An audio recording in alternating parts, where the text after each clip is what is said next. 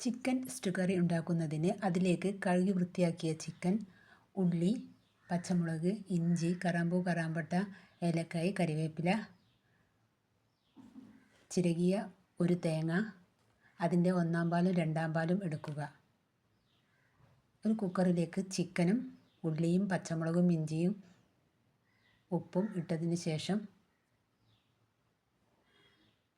2/2 പാൽ ഒഴിക്കുക.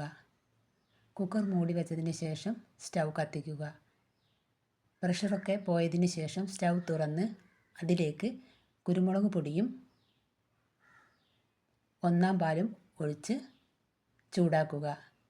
ചൂടായതിന് ശേഷം സ്റ്റൗ ഓഫാക്കി വെളിച്ചെണ്ണയും കറിവേപ്പിലയും ചേർക്കുക.